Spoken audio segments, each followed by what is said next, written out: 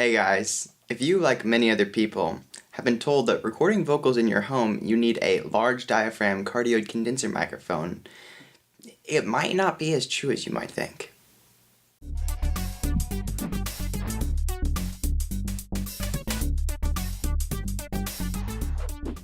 Hi, Will from Will at Tech here, and today we're going to be talking about microphones. Yes, specifically for microphones for recording vocals. Now I'm going to be talking more about the music production side of things, so vocals are when you're performing a song.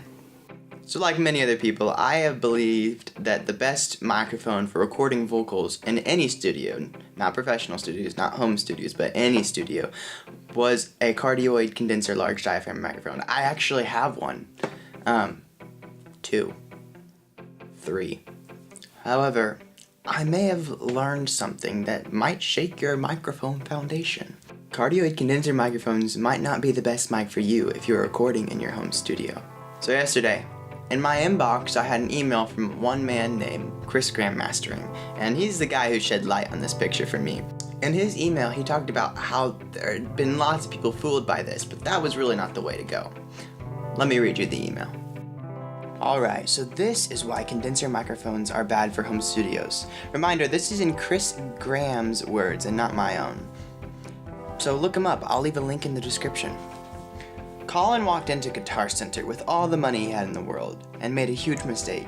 He asked Chaz, the pro audio guy, what mic should I buy to record vocals? Chaz told Colin what just about every other pro audio guy says. Yo dude, you totally need to buy a large diaphragm condenser mic for professional sounding vocals.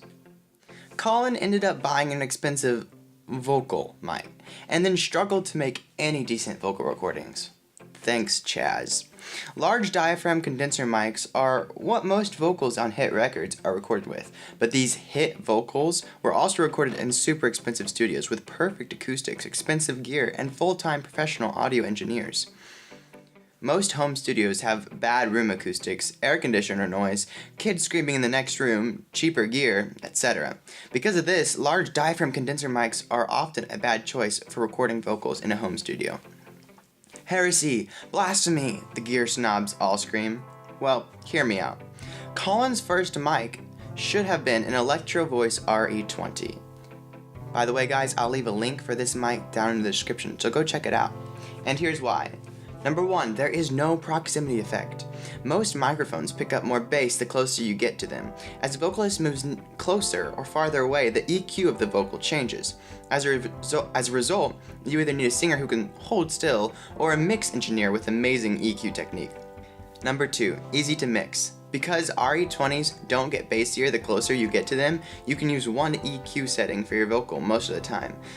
No need to EQ your vocal differently on the chorus than the verse. Background noise. Number 3. You can literally sing with your lips on an RE20 and it will still sound good. Try doing that with a condenser mic. Oof. When you get super close to an RE20, your voice will be way louder than any background noise. Number 4. They sound amazing. RE20s are so warm and clear that you don't need a fancy preamp to get a huge tone. They'll make any vocalist sound 10 feet tall. They're the easiest mic to use in the world. Number 5. Cheap. Now guys, I'm going to step in here and say, this is relative. To me and Gabe, this is not considered cheap. But to music people who spend a lot of money on music things, they're pretty cheap. RE20s only cost about $450 brand new. RE320s, which Chris Graham says are exactly the same, just black, cost $300 new. So I feel like that's a better way to go. Used, they're a lot less, and are virtually indestructible. So why not buy used? In closing, classic large diaphragm condenser mics sound great under perfect circumstances, but kinda terrible otherwise. RE20s are the easiest mic to use in the world because they sound great in less than ideal scenarios. If they're good enough for Stevie Wonder, they're good enough for the rest of us. And guys, that's all Chris Graham, so please check him out and below if you have any mastering to do. Hey guys, thanks for watching. I hope you enjoyed this video on condenser versus this RE20 mic. Definitely check out the guy below. Chris Graham is awesome. I love his newsletter and he's a really great mixer. If you liked the video, as always, leave a like, and if you're not subscribed already, make sure to subscribe so you don't miss any more awesome content like this. Will It Tech, out.